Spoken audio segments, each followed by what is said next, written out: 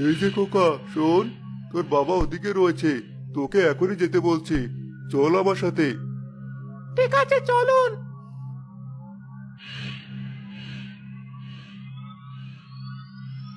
আচ্ছা, আপনি আমাকে কোথায় নিয়ে যাচ্ছেন? আমার বাবা কোথায়? অনেক বেশি কথা বলছিস তুই। তোর রক্ত দিয়ে তৃষ্ণা মিটিয়ে নেই, তাহলে আর কোনো কথা বলতে পারবি না।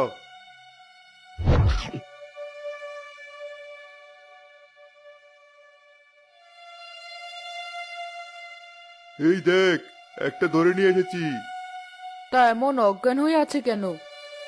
অনেক বেশি কথা বলছিল, তাই রক্ত আমি খেয়ে এসেছি। তুই এবার মাংস খেয়ে ফেল। কাল রাতে খুব তৃপ্তি করে ওই কচি ছেলেটার শরীরের মাংস খেয়েছি। আজ আরেকটা খেলে কিন্তু মন্দ হয় না। তা যা বলেছিস। আর ওই কচি ছেলের রক্ত খেয়ে আমার আরো রক্ত খেতে ইচ্ছে করছে। এখন এসব কথা আর বলতে হবে না, দেয়ালেরও কান আছে। তো একটা মেয়ে, আজকে দুজন মিলে ওকে খাবো। ভুলিয়ে নিয়ে যাই।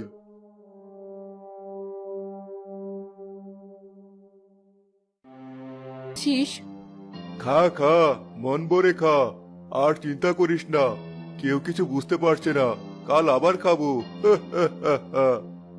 এত খেলে মানুষ বুঝতে পেরে যাবে, সন্দেহ করবে, নজরদারি বাড়াবে। হ্যাঁ, তাই তো।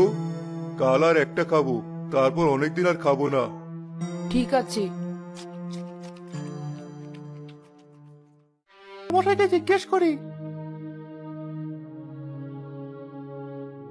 মোড়ল মশাই, ঘরের পিছনে এসব কিসের হার? এগুলো কাশির হাড়। আসলে ডাক্তার আমাদের বেশি বেশি ভালো মন্দ খেতে বলেছে, তাই রাতে দুজন খেয়েছি। তুই গিয়ে কাজ কর দেখি, বেশি কথা বলিস না।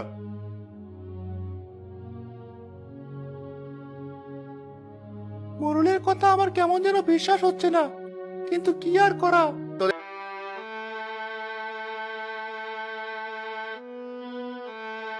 আমরা তো বুঝতে পারছি আমাদের সাথে শাকচুন্নিয়ার পেট নিয়েই কাজগুলো করেছে।